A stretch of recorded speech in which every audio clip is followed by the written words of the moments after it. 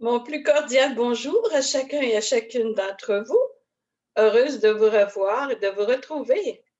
Je me présente. Pour les personnes qui ne me connaissent pas, je suis sœur Pauline Boisvert de la congrégation de Notre-Dame et je donne des sessions de formation à la vie spirituelle, soit par Zoom, comme cette année par exemple, ou par présentiel. Alors, aujourd'hui, je vous invite, je vous ai préparé à une petite dégustation de la parole de Dieu, un petit pain bien cuit au four de l'oraison et de mes lectures spirituelles. Alors, je vous partage mes réflexions personnelles, puisées cette fois-ci au livre de Stan Rougier, Aime et tu vivras. Alors, ce qui m'a frappé, c'est l'urgence du « aimez-vous les uns les autres » de Jésus, étant donné le monde de violence dans lequel nous vivons. Il est de plus en plus urgent de mettre l'amour dans nos vies. La violence prend de l'expansion et automatiquement l'amour se refroidit. D'où la nécessité de pratiquer dès maintenant le « aimez-vous les uns les autres » de l'Évangile. Les animaux ont pour objectif dans leur vie se nourrir et se reproduire.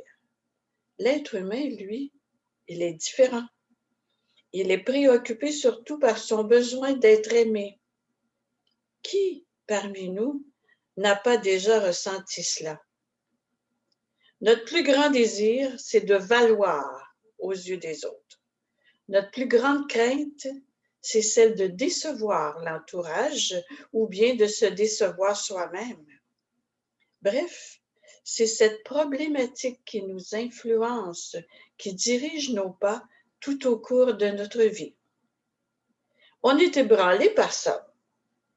C'est donc un aspect très important à ne pas négliger parce que nous avons besoin de l'attention et de l'estime de quelqu'un pour vivre.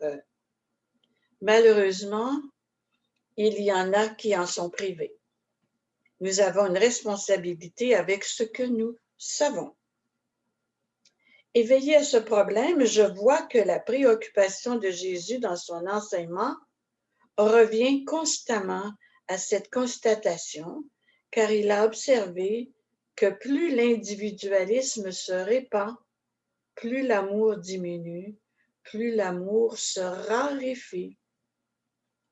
Il connaît super bien l'être humain. C'est pourquoi il nous dit « Aimez-vous les uns les autres » parce que les gens en ont tellement besoin. On peut dire que c'est un besoin vital. Alors, ça peut me motiver et m'aider à orienter mes efforts de ce côté-là. C'est une façon de contribuer à faire vivre les autres, à les faire revivre, à les faire renaître même. Voilà le conseil de Jésus à Nicodème. Il te faut renaître à l'amour, Nicodème. C'est très important dans la vie d'une personne. Il est vrai que nous nous sentons vivre ou nous nous sentons exister par les regards bienveillants des autres qui nous tirent de l'anonymat et de l'insignifiance. Une question est omniprésente dans la tête des gens. Qui suis-je, moi, pour les autres? Qu'est-ce que les autres pensent de moi? Si l'amour reçu est décevant ou inexistant, la personne a tendance à chercher à compenser. Les compensations choisies ne sont pas toujours appropriées à la situation. Une souffrance profonde apparaît si la personne ne trouve pas quelqu'un pour partager sa peine, son désarroi et l'aider à s'en sortir.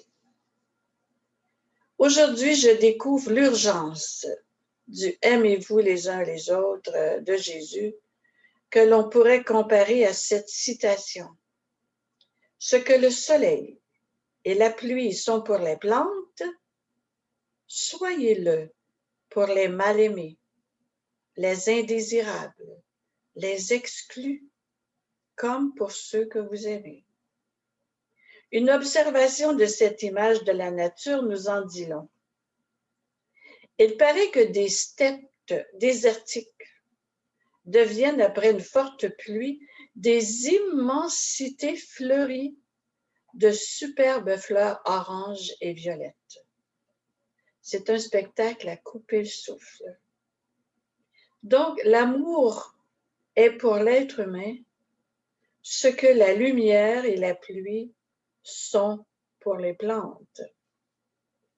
L'image utilisée par Jésus prend une dimension impressionnante. On pourrait dire que l'être humain, c'est un réservoir de talents qui, comme des graines de plantes, n'attendent qu'un regard d'amour pour éclore. À bien y penser, ça vaut la peine de commencer à vivre le souhait de Jésus. Aimez-vous entre vous, même si c'est difficile. Mais ne prétendons pas réussir tout seul cet exploit évangélique. Sa grâce suffit avec notre bonne volonté. Nous avons un modèle. Jésus a pratiqué ce qu'il a dit. Il est bien placé pour nous rendre capables de réaliser ses désirs. Cependant, aimer ne veut pas dire nécessairement avoir des sentiments affectueux pour tout le monde, pour tous ceux et celles que nous n'aimons pas assez. Alors, quoi faire?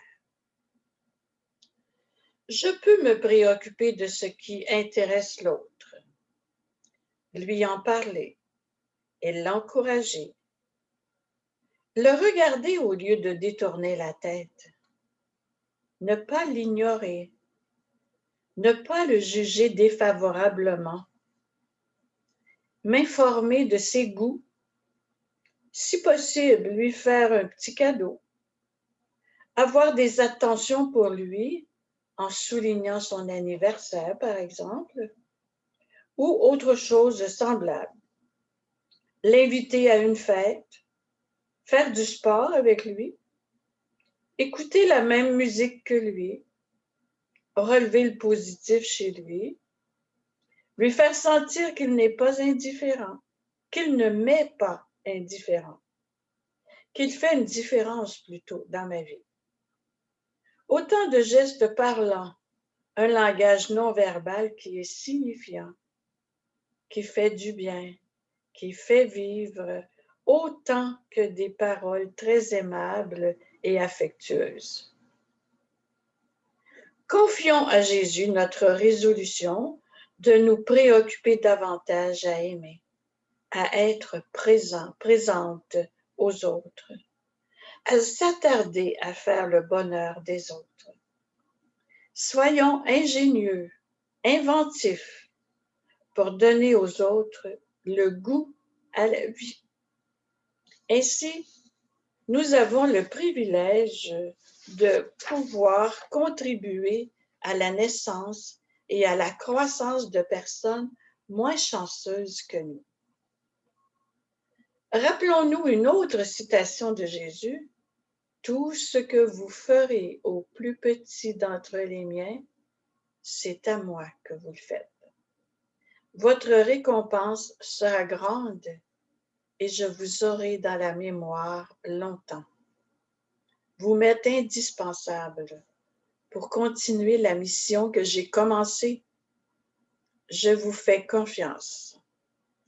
C'est à l'amour que vous aurez les uns pour les autres qu'on vous reconnaîtra pour mes disciples.